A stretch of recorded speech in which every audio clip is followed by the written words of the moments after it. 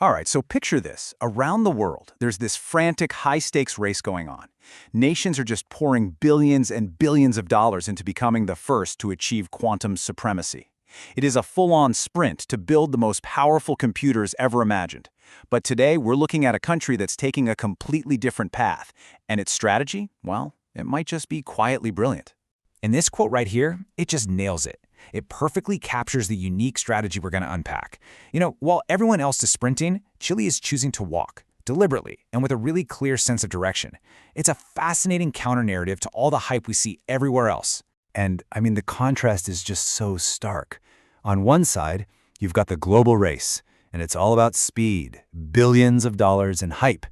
And on the other side, you've got the Chilean approach, which is defined by precision and purpose. So what's the logic here? Why choose the marathon when literally everyone else is running a sprint? Okay, first up, a deliberate quantum step. And let's be super clear about this. This strategy isn't about being slow just for the sake of it. No. It's about being smart.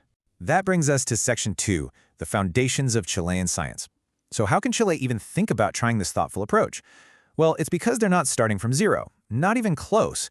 They're building on an incredibly powerful foundation that's been decades in the making. And Chile's core assets are frankly formidable. We're talking about a long and really respected history in physics, some of the most advanced observatories on the entire planet, and a culture of open, collaborative science. So you see, this isn't some brand new venture for them. It's really the next logical step, and it's built on a rock-solid base. All right, Section 3, the National Quantum Engine. So, who are the people and the institutions that are actually pushing this vision forward? Let's meet the key players, shall we? So at the very heart of this operation is a really tight partnership.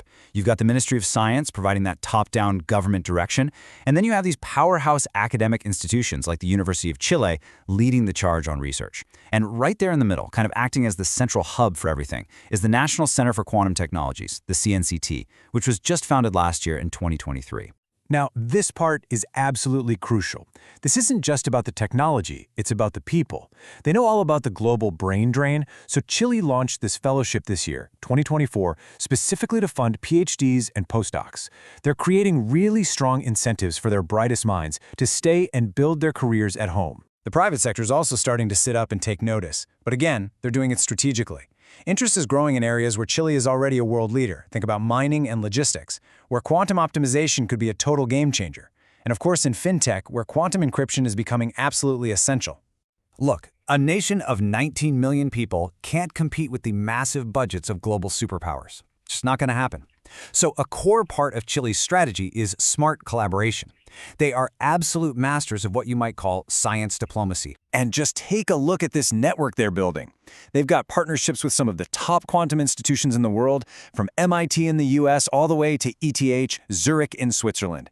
And they're securing support from major international funds. This just proves that you can build influence through collaboration, not just by throwing cash at a problem. And this collaboration isn't just about looking to the global north. Chile is also stepping up and taking on a leadership role in its own backyard. They're a founding member of ALCNet, the Latin American Quantum Network. They're building bridges and setting the tone for the entire region. Now, this all sounds incredibly promising, I know, but the strategy is also really grounded in realism. This path is not without some significant challenges. So let's take a balanced, honest look at the road ahead. And this is where the tension really lies. The opportunities are immense. Leveraging their astronomy expertise for quantum sensing is just genius. But the challenges are very, very real. There's no dedicated national funding program yet. The threat of brain drain is constant. And honestly, private sector awareness is still pretty low. So this raises the obvious question, right? They have the foundation, they have the people, they have the partnerships. The basic architecture is clearly there. So what's the missing ingredient to really take it to the next level? And the answer is so elegant in its simplicity. Better scaffolding.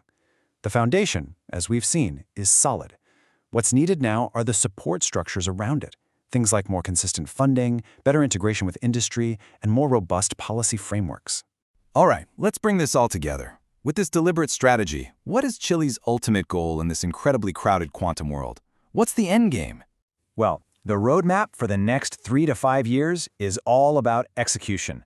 First, they're going to make it official by integrating quantum right into national policy. Then, they'll expand those key international partnerships, and most importantly, they're going to prove the concept by launching real-world pilots to show tangible value in key industries like mining and agriculture. And at the end of the day, it all comes back to this.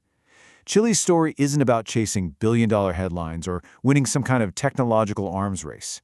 It's about a clear, focused vision that's rooted in 3 Ps: precision, people, and purpose. And this right here is the key takeaway. Chile isn't trying to be the biggest, loudest player on the field.